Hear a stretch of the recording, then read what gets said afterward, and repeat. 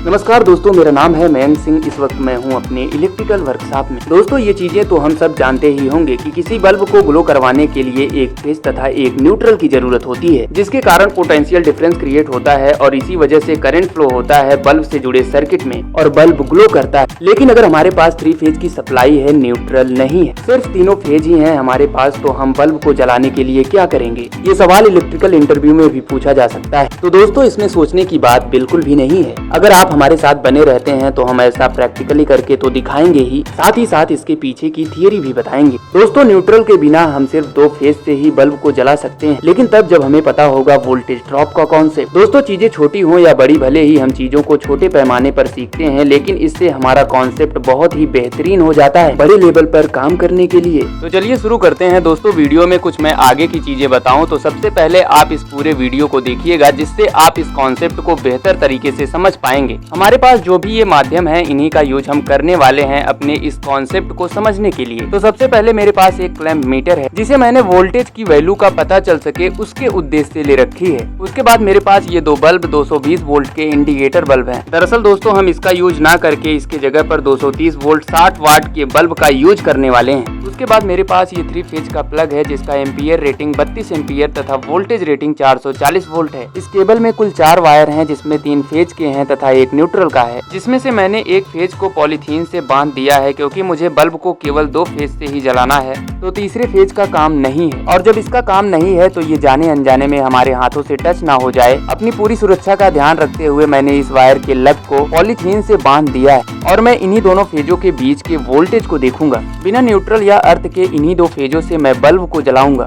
और ऐसी स्थिति में मैं कैसे बल्ब को जलाऊंगा, मैं इसके पीछे की थियरी और क्या है इसका कॉन्सेप्ट, ये भी आपको बताऊंगा। दोस्तों, इस केबल का न्यूट्रल वायर ये है। उसके बाद हमारे पास C टाइप 4 पोल का MCB है और इस MCB से 3 फेज की सप्लाई निकलकर DOL स्टार्टर में गई है और सप्लाई को DOL स्टार्टर से निकालकर 3 पिन 32 एम्पियर 440 वोल्ट के सॉकेट में दे दिया गया है और यहाँ से हम केबल के द्वारा सप्लाई को रिसीव कर लेते हैं। दोस्तों, सप्लाई आने के बाद मुझे बहुत सतर्क और सावधान रहना पड़ेगा, क्योंकि ये सप्लाई 3 फेज 440 वोल्ट की रहने वाली है। मैंने सप्लाई को ऑन कर दिया है, जिसे मैं अपने टेस्टर से चेक भी कर रहा हूँ और सप्लाई कंडक्टर में आ भी गई है। और दोस्तों, ये वायर जिसे मैंने बांधा हुआ है, किस वजह से बांधा हुआ है उसे जस्ट पहले बताया भी आपको। और मैंने उस इंडिकेटर टाइप के बल्ब के स्थान पर इस बल्ब के ऊपर टेस्टिंग करना बेटर समझा, इसलिए मैंने इस बल्ब को लिया है। तो दोस्तों, अगर हमें 2 फेज से बल्ब को जलाना है तो सबसे पहले हमको बल्ब के वोल्टेज रेटिंग को पता करना बहुत जरूरी होगा और उन दोनों फेजों के बीच का वोल्टेज पता होना बहुत जरूरी। तो सबसे पहले हम इस क्लैंप मीटर के द्वारा 2 फेजों के बीच के वोल्टेज को चेक कर लेते हैं, जो कि आप देख सकते हैं आ रहा है 408 वोल्ट के आसपास। दोस्तों, ये वैल्यू चेंज हो रही है, लेकिन मैं इसको 408 वोल्ट के आसपास मान रहा हूँ। अब दोस्तों, बल्ब को सिर्फ 2 फेज से जलाने के लिए वोल्टेज को लेकर एक बेहतरीन कॉन्सेप्ट आपके माइंड में होना चाहिए। वो कॉन्सेप्ट ये है कि वोल्टेज की वैल्यू डिवाइड हो जाती है लोड के क्रॉस, अगर लोड को सीरीज में कनेक्ट किया गया हो, और यही कॉन्सेप्ट है वोल्टेज को ड्रॉप कराने का। इसीलिए मैंने 230 वोल्ट के वोल्टेज रेटिंग वाले किसी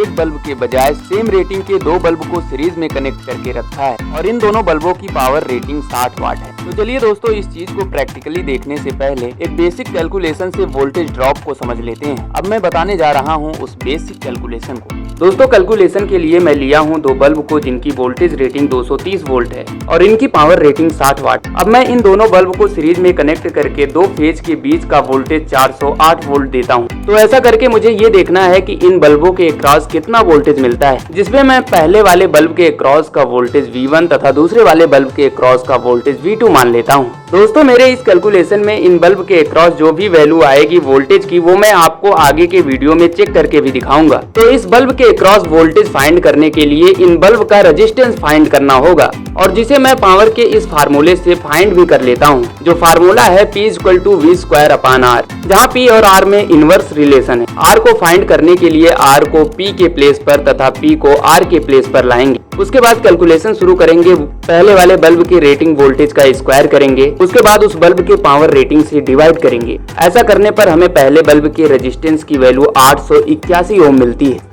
दोस्तों सेम यही कैलकुलेशन होगा दूसरे बल्ब के रेजिस्टेंस को फाइंड करने के लिए, क्योंकि उसकी भी रेटिंग वही है जो पहले वाले बल्ब की है। अब दोस्तों सीरीज में कनेक्ट हुए बल्बों के अक्रॉस वोल्टेज V1 और V2 की वैल्यू हम फाइंड करेंगे वोल्टेज डिवीजन रूल से। दोस्तों सर्किट में वोल्टेज डिवीजन रूल ये है कि total voltage into same resistance upon total resistance. मतलब पहले वाले बल्ब के अक्रॉस वोल्टेज V1 की वैल्यू अगर हमें फाइंड करनी है तो टोटल वोल्टेज होगा 408 वोल्ट इंटू सेम रेजिस्टेंस। ये रेजिस्टेंस वो रेजिस्टेंस होगा जिस बल्ब के अक्रॉस हमें वोल्टेज फाइंड करना है, मतलब R1 अपॉन टोटल रेजिस्टेंस, मतलब सर्किट में कनेक्ट हुए दोनों बल्बों का रेजिस्टेंस। अगर इस पूरे वैल्यू को रखकर हम कैलकुलेशन करते हैं तो हमारा इस बल्ब के अक्रॉस वोल्टेज V1 का वैल्यू आता है 204 वोल्ट। और यही सेम कैलकुलेशन दूसरे वाले बल्ब पर भी अप्लाई होगा और V2 की वैल्यू भी 204 वोल्ट के आसपास आएगी। तो चलिए अब इस वैल्यू को प्रैक्टिकली देखते हैं, क्या यही वैल्यू मिल रही है। दोस्तों मुझे आशा नहीं पूरा विश्वास है कि आप इस बेसिक से कैलकुलेशन को समझ गए होंगे। अब हम इसे प्रैक्टिकली देखते हैं। तो चलिए दोस्तों मैं MCB ऑन कर देता हूं और स्टार्टर का पुश बटन जैसे ही ऑन करता हूं सप्लाई तीनों फेजों में आ जाती है। उसके बाद सीरीज में कनेक्ट हुए इन दोनों बल्ब के दोनों टर्मिनल को लेकर एक टर्मिनल को एक फेज में तथा दूसरे टर्मिनल को दूसरे फेज में कनेक्ट कर देते हैं और ऐसा करते ही दोनों बल्ब ग्लो कर जाते हैं। दोस्तों किसी भी लोड में करंट फ्लो करवाने के लिए पोटेंशियल डिफरेंस होना बहुत जरूरी है और पोटेंशियल डिफरेंस की रिक्वायरमेंट भी दो फेज की वजह से पूरी हो जाती है, क्योंकि दोस्तों AC वोल्टेज के केस में किन्हीं दो फेज के बीच वोल्टेज का मैग्नीट्यूड सेम टाइम पर सेम नहीं होता,